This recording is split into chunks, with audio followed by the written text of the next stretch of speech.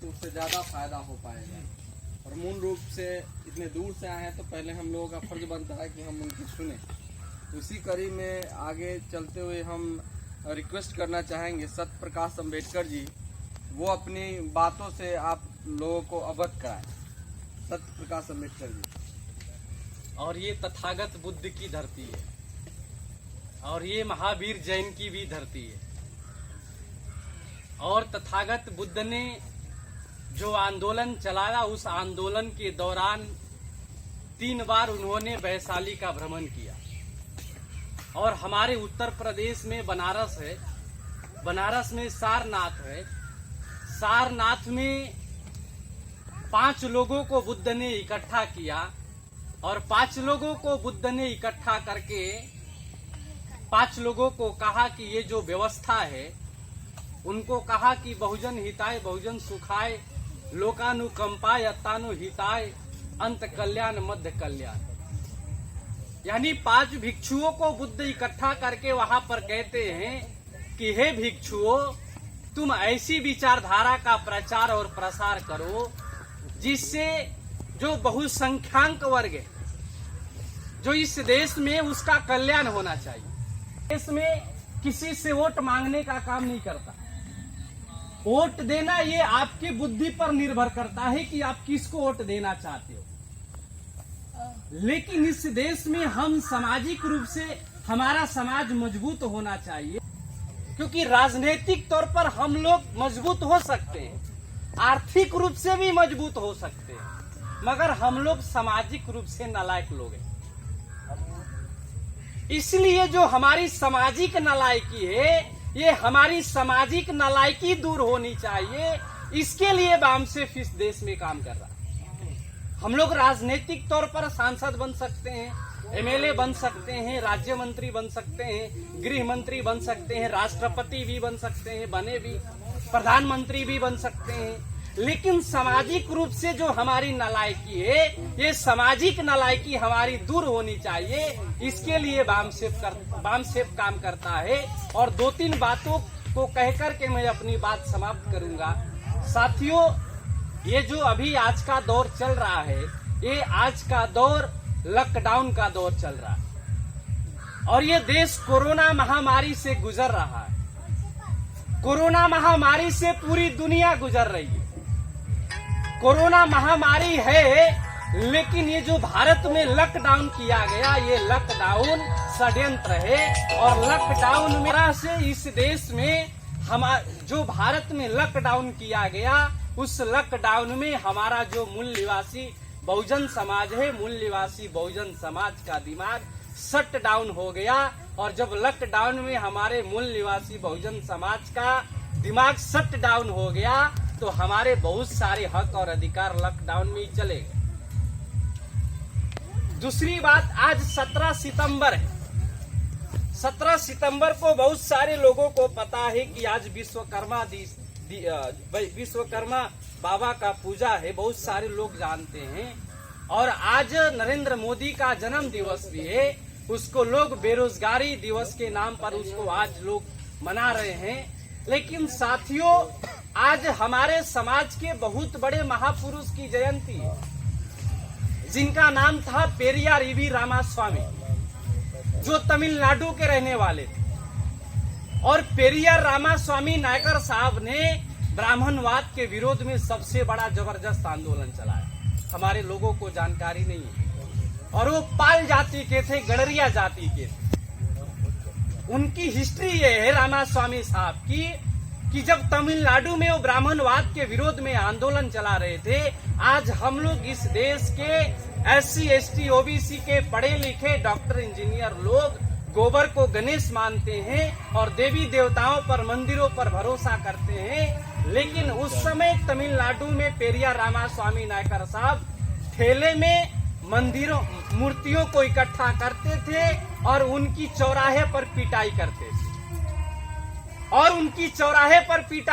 थे। और रामास्वामी साहब कहते थे कि अगर तुम्हारे अंदर ताकत है तो हमको मार डालो। उस समय वो कांग्रेस के महासचिव थे, तो महात्मा गांधी ने उनको मना किया, पेरियार ईवी रामास्वामी साहब को, कि आप जो कांग्रेस में हो, कांग्रेस का एजेंडा ब्राह्मणवाद के विरोध का आंदोलन चलाना नहीं है। आप ब्राह्मणवाद के विरोध का आंदोलन चलाना छोड़ दो।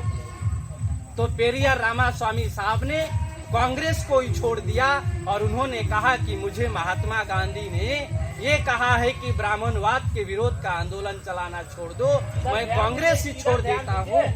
और रामास्वामी साहब ने क्या किया कि उन्होंने वहां पर तमिलनाडु में डीएमके एडीएमके बनाई और वहां से ब्राह्मणवाद समाप्त हो गया। अभी आज आजाद भारत में क्या है, मैंने पहले भी बताया कि हम लोग सामाजिक रूप से नालायक लोग हैं। हमारे लोगों को गुस्सा भी आ सकता है। कैसे? घर हम बनाते हैं, मिस्त्री हम लाते हैं, बालू हम लाते हैं, सीमेंट हम लाते हैं, मजदूर हम लाते हैं, सारा काम करने के लिए लायक होते हैं, लेकिन जब गृह प्रवेश करना होता है वहां नालायक हो जाते हैं और ब्राह्मण को बुलाते हैं।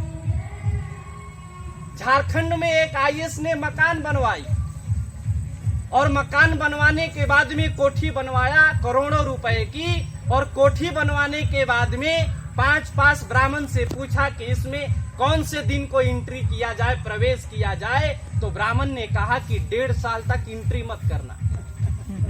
क्यों? डेट अच्छा ही नहीं।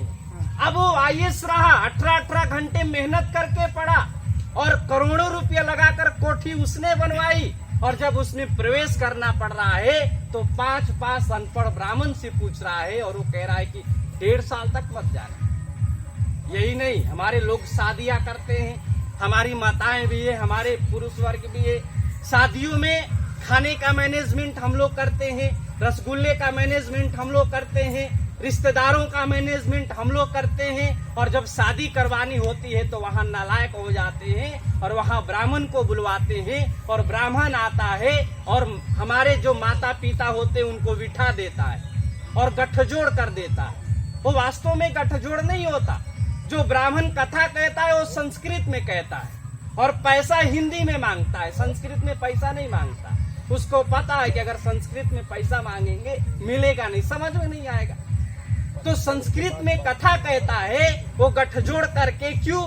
वो इसलिए नहीं गठजोड़ करता कि वो गठजोड़ है, वो सोचता है कि संस्कृत में मैं कथा कह रहा हूँ, पता नहीं इनको समझ में आएगा कि नहीं आएगा, अगर नहीं आएगा तो भाग जाएंगे, तो ये भागे ना बैठे रहें, इसलिए दोनों पति पत्नी का गठजोड़ करके रखता है और कथा कहता है। यही नहीं, हमारे जो बहन बेटी होती है, हमारे जो माँ होती है, हमारे लोग बच्चा पैदा कर लेते हैं और नाम रखवाने ब्राह्मण के पास जाते हैं।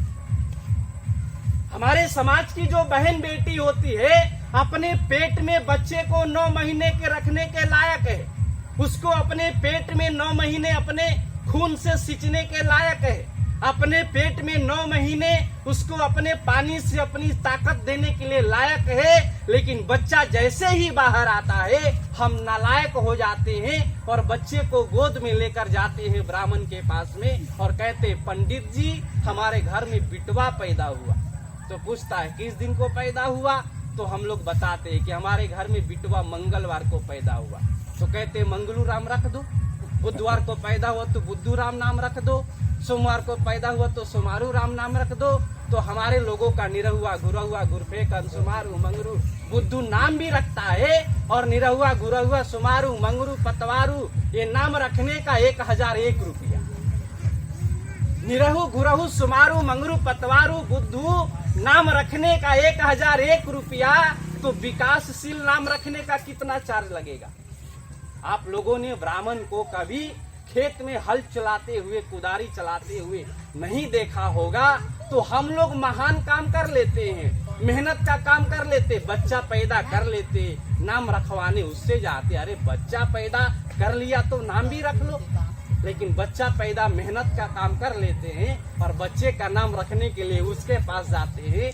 तो वो पता है कि ये बुद्धू राम रखा तो बुद्धू राम अच्छा नाम नहीं है, बुद्धू राम का मतलब बुड़बक राम। हम लोग तो बिहार के तो वो क्या होता है, बुड़बक राम नाम रखता है, बुद्धू राम नाम रखता है, और बुद्धू राम सोमारू राम मंगरू राम नाम रखने का 1001 रुपया तो मेहनत नहीं करता। उसको पता है, वो कहता है कि चले न हल न चले कुदारी, घर बैठे दे मुरारी। तो इसलिए साथियों हमारे कहने का मतलब ये है कि ये केवल अनपढ़ लोगों की समस्या नहीं है, ये पढ़े लिखे डॉक्टर, इंजीनियर, आईएएस, पीसीएस लोगों की समस्या है। अनपढ़ों की ये समस्या नहीं है। तो ये समस्या दूर होनी चाहिए, ये समस्या दूर होनी चाहिए। सामाजिक रूप से हमारे लोग लायक हो और लोग आगे बढ़े, इसके लिए लोगों को विचार परिवर्तन करने का ये आंदोलन चलाया जा रहा है। क्योंकि जब तक लोगों का विचार परिवर्तन नहीं होगा तब तक हमारे लोग विकास नहीं कर सकते। हमारे लोग, बहुत सारे लोग अपने बच्चे को पढ़ाते हैं तो हाई स्कूल तक, इंटर तक, इसके आगे नहीं। बहुत अच्छे घर का होता है तो ग्रेजुएशन करता है। हमारे लोग कहते हैं, लोग हम लोगों से पूछते हैं कि आपने अपने बच्चों को क्यों नहीं पढ़ाया, तो हमारे लोग कहते हैं कि हमने पैसे की वजह से गरीबी में बच्चों को नहीं पढ़ाया। यानी गरीबी की वजह से बच्चों की शिक्षा छूट गई, लेकिन गरीबी की वजह से शराब पीना नहीं छूटा। गरीबी की वजह से लड़के की शादी में 50,000 की बैंड पार्टी करना नहीं छूटा। लड़के की शादी में ऑर्केस्ट्रा, पैसे की गरीबी की वजह से ऑर्केस्ट्रा करना नहीं छूटा। तो ये मानसिक विकलांग कब तक रहेंगे? मैंने तो बहुत सारे जगह पर देखा, मैंने 18-19 राज्यों का भ्रमण किया कि हमारे लोग बच्चों की शादी के लिए, लड़कियों की शादी के लिए, मंगलसूत्र बनवाने के लिए, हार बनवाने के लिए 4 रुपया सैकड़ा पर पैसा लेके बनवाते हैं। लेकिन मैंने किसी को ये नहीं देखा कि बच्चे को एम काम कराने के लिए, इंजीनियरिंग कराने के लिए किसी ने 2 रुपया सैकड़ा पर पैसा लेकर कराया हो। तो ये हम लोग, जो हमारे मेहनत की कमाई है, जो पसीने की कमाई है, ये पसीने की कमाई हम लोग गलत जगह फेंक रहे हैं। इसलिए विचार परिवर्तन करके और अपने महापुरुषों का अध्ययन करके हम लोगों को, महापुरुषों को पढ़ना होगा, उनको घर में रखना होगा, बच्चों को समझाना होगा और समझ बूझ करके हम लोगों को ये काम करने की जरूरत है। इसलिए ये काम हम लोग करेंगे। दूसरी बात, मैं माताओं से एक बात अनुरोध करके मैं अपनी बात समाप्त करूंगा। मैं यहाँ पर माताओं से एक अनुरोध करना चाहता हूँ कि आप लोग काली जी की पूजा करते हैं, दुर्गा जी की पूजा करते हैं, सरस्वती जी की पूजा करते हैं, हमारा ऑब्जेक्शन नहीं है। लेकिन आप सावित्री बाई फुले के भी उनके बारे में भी जानने का प्रयास करो, माता रमाबाई के बारे में भी जानने का प्रयास करो, झलकारी बाई के बारे में भी जानने का प्रयास करो। क्योंकि जो आपको आज पढ़ने का, लिखने का, खाने का ये जो अधिकार मिला है, काली जी के, दुर्गा जी के, शंकर जी के भरोसे नहीं मिला है। अगर हमारे महापुरुष संघर्ष नहीं किए होते तो ये आज हमको नहीं मिला होता। इसलिए हम लोगों को अपने महापुरुषों को भी अध्ययन करने की जरूरत है, हमारे महापुरुषों को पढ़ने की जरूरत है। एक बात, हमारे समाज की माताएं हर साल दरिद्र खेदती है। दीपावली के समय हर साल दरिद्र खेदती हैं और हर साल दरिद्र खेदती हैं। हर साल दरिद्र खेदने के बाद दरिद्र चला आता है। पता न कैसा दरिद्र है कि खेदने के बाद भी चला आता है। अगर हमको पता होता तो गेट बंद करके ताला लगा देते, आता ही नहीं कर, और शटर लगा देते। लेकिन मैं ये कहना चाहता हूँ कि जहाँ पर शिक्षा होती है वहाँ कभी दरिद्र नहीं आता। जहाँ पर शिक्षा होती है वहाँ कभी दरिद्र नहीं आता। जहाँ शिक्षा नहीं आई वहाँ पर दरिद्र आया। इसलिए हम लोगों को घर में बच्चों को पढ़ाने की जरूरत है, महापुरुषों के बारे में बताने की जरूरत है। अगर हम लोग ऐसा करेंगे तो बहुत बड़ा विकास हम लोगों का होगा। एक अनुरोध करके मैं अपनी बात समाप्त करूंगा कि यहाँ पर जितने भी बैठे हुए लोग हैं, हम इसके हिमायती नहीं है कि हम आए और बोल कर चले जाए। आप आए और बोल सुन कर चले जाए। यहाँ पर गए हुए जितने भी लोग हैं, यहाँ पर आए हुए, उन लोगों से मेरा ये अनुरोध है कि आप यहाँ से जाने के बाद अपने घर में संविधान की कॉपी जरूर रखें। क्यों? यहाँ पर बैठे हुए बहुत सारे लोगों को यही नहीं पता होगा कि संविधान के पहले पेज में क्या लिखा हुआ है। हम लोग जो अधिकार पा रहे, डॉक्टर बन रहे, इंजीनियर बन रहे, आईएएस बन रहे, पीसीएस बन रहे, संविधान की वजह से बन रहे, मगर संविधान के पहले पेज में क्या लिखा है हमको पता नहीं है। इसलिए यहाँ से जाने के बाद हम अपनी बात को तब सार्थक मानेंगे कि यहाँ से जाने के बाद हर आदमी अपने घर में संविधान रखे और संविधान को पढ़े। आर्टिकल 13 पढ़िए, आर्टिकल 19 पढ़िए, आर्टिकल 21 पढ़िए, आर्टिकल 340 पढ़िए। बहुत सारे आर्टिकल्स है, हम लोग जानते नहीं। हम लोग ये जानते हैं कि शंकर जी कहाँ जड़ी बूटी लेकर गए थे, हनुमान जी कहाँ से जड़ी बूटी लेकर आए थे। अरे जहाँ से लेकर आए होंगे, लेकिन हमें संविधान पढ़ने की जरूरत है। अगर हम संविधान नहीं पढ़ेंगे तो भाड़ में जाने के अलावा कोई दूसरा रास्ता नहीं है। इसलिए इस मौके पर ज्यादा लंबी चौड़ी बात न करते हुए, चूंकि बहुत सारे लोग हैं, मैं अपनी बात को समाप्त करता हूं। और आप लोग फिर कभी भविष्य में मौका मिलेगा तो हम लोग अपनी बातें अच्छे तरीके से करेंगे और विस्तार से करेंगे। इस मौके पर इतना ही कहते हुए मैं अपनी बात को समाप्त करता हूं। आप लोगों ने हमारी बात को ध्यान से सुना, इसके लिए धन्यवाद, आभार। जय भीम, जय भारत, जय हिंद।